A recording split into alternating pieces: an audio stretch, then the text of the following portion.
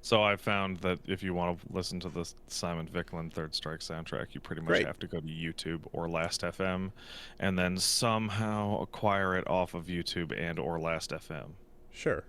The Last.fm page links to, hey, search it on these music platforms, and then you click on them, and it leads to broken links. So that rules. Yeah.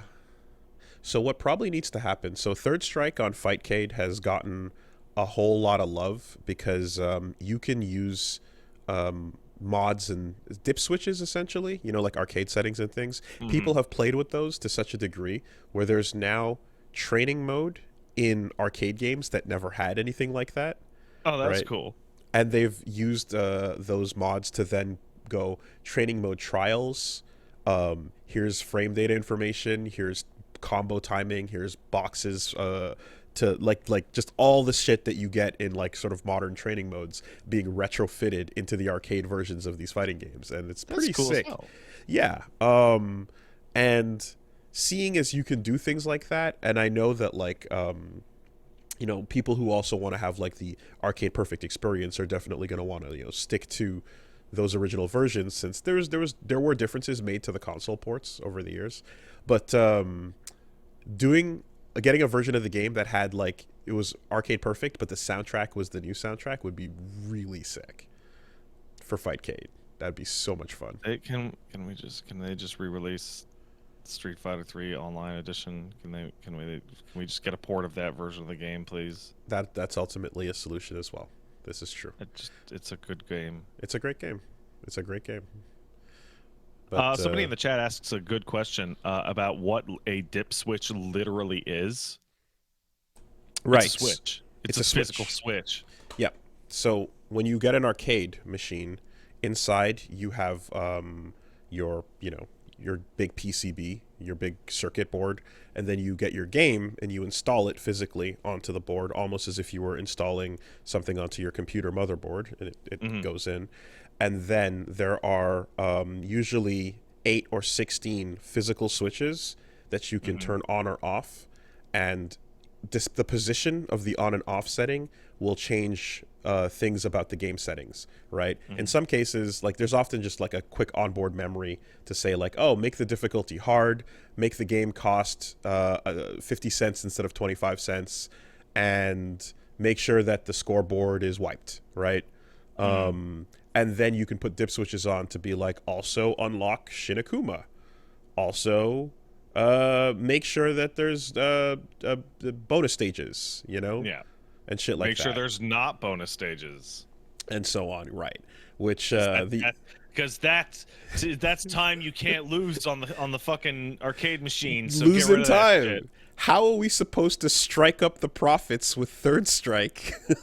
I feel like one Yeah. of my favorite things about like people complaining about modern day monetization is like, oh, it's never been like this, and it's like, oh man, no, it like arcade You didn't like know. thievery Hmm. was so like it extended to the realm of like physical harm, in So which like we would make sure to put it next to the cigarette machine, and then we would have the cabs be so loud they damage your hearing.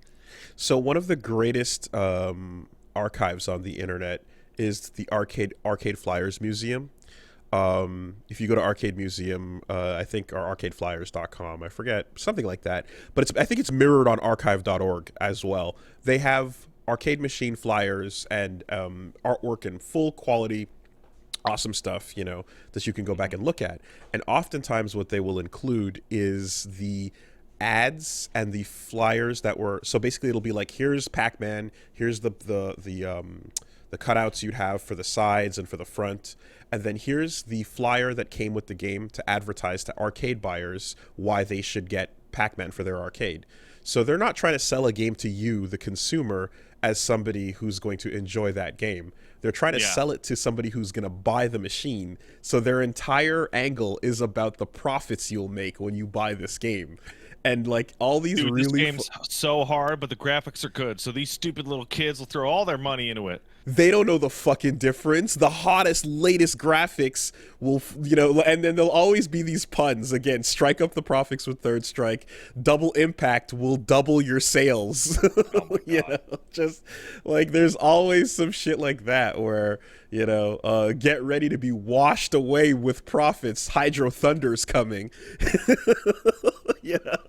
And it's just the arcade operator being sold on the idea that they're going to be drowning in quarters because the kids can't stop playing these games. It's so funny to watch like official Midway or Capcom marketing towards a completely different type of audience. These kids will be hooked on these cigarettes. It's pretty much the exact same mentality there. A revolution in your bank account with Revolution X. Oh my, really? Oh man, It's that's just- oh. Fuck. Yeah. You'll be cruising to profits. I miss being able to go down to so when I lived in Montreal for much of my life, right? I could go down to an arcade, which was what I was about to say, but what I actually want to say, I miss being able to go down to a good arcade. Yeah. So The one in Angrignot was really good for many years. 222 was legit. That was a legit spot. Then you'd go in like in the last couple, and there's like literally like never another human being there. So You're- literally, so You're like, just well, it's starting to go. just this week. I mean, you want to talk about the death of arcades? Like all the good ones have died, and like the one that I grew up around, Mira, was over in near DeCarry Hot Dogs back in the day. That spot was where it turns out all the best players in Canada would regularly play. I just happened to get Is that lucky. because it was next to DeCarry Hot Dog? Probably. And that microplay that was infamous with all our stories. Yeah. And they hung in there for a while, even when like some of the only arcades existed. If you were to look them up inside of cinemas, you'd have to go to like a Cineplex or a Guzzo, or an AMC to get your access to arcade games. But what happened literally this week was we were looking at like shit to do and stuff going on in town, and Punch Mom was like, oh, there's an arcade that opened up here. And I was like, no, it didn't. What? Show me that. Show me Opened? that. Like, yeah. And I was like, okay. And I was straight up, I'm like, this is one of two things. This is not real. I know it's not real. Before I even look at anything, this is either some ticket game bullshit No, yeah. or the new worst thing, right?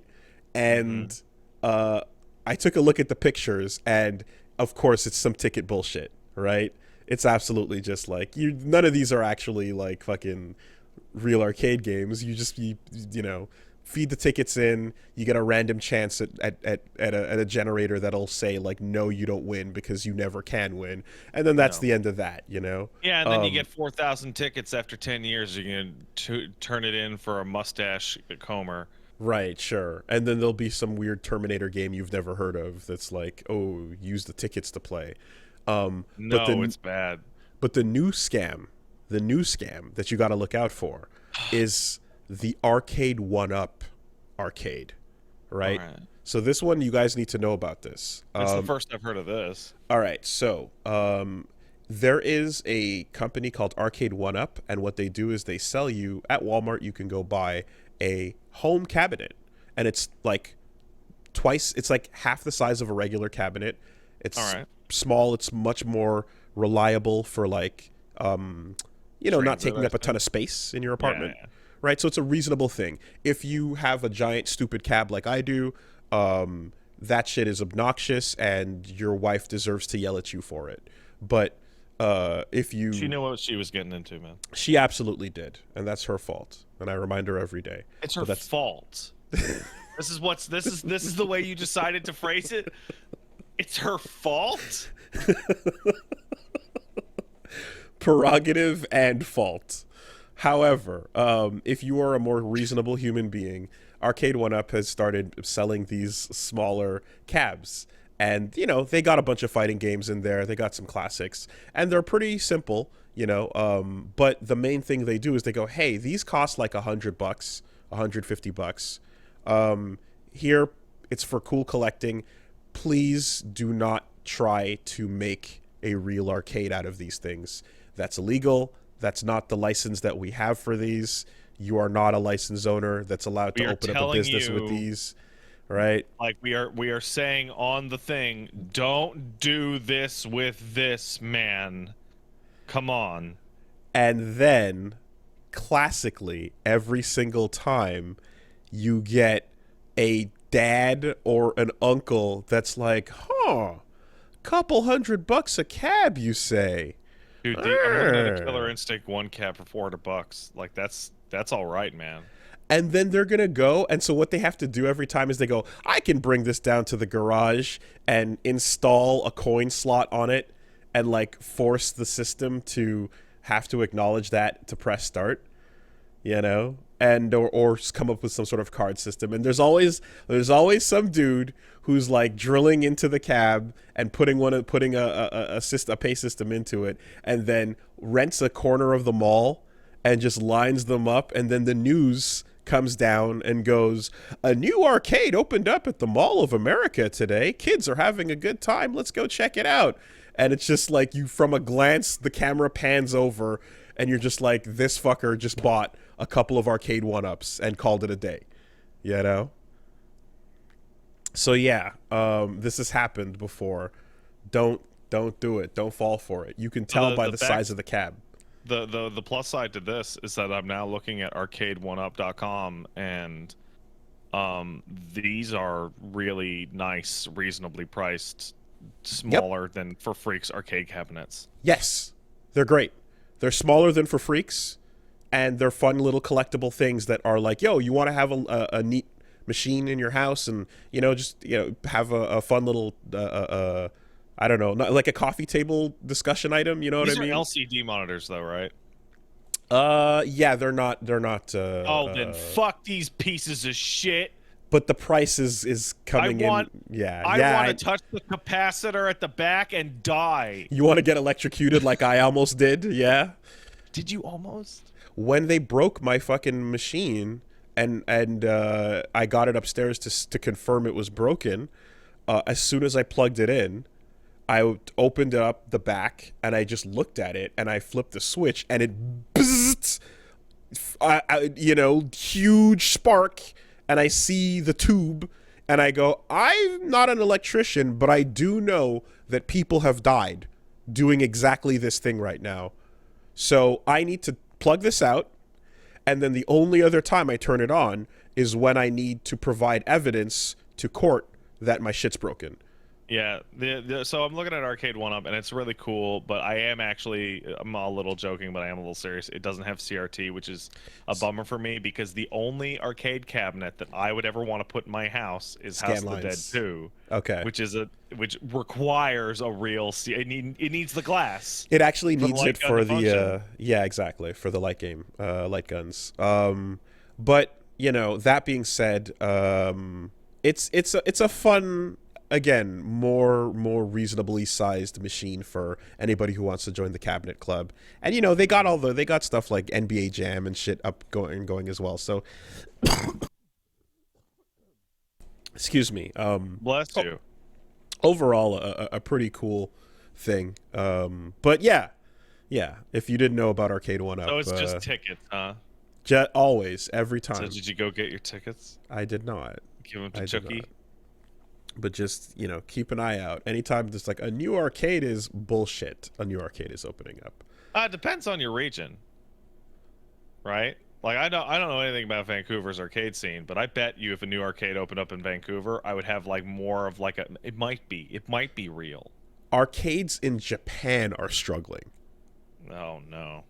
It's not like the one safe sanctuary is now also at risk. I think. But in Japan, what killed the arcade wasn't home console; it was the phone, right?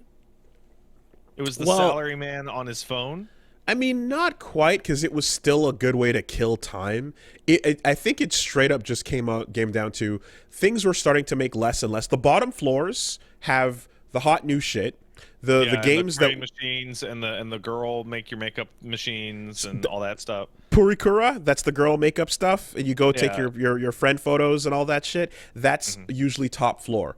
And so what has happened is the top floor has extended to the top two floors, Yeah. and the crane games Oh, make take up the bottom floor. Second floor is the big spectacle racing and big spectacle like gun con stuff, Gundam game, all that shit. people are pointing out that the coronavirus was Exactly, COVID. deadly to the arcade.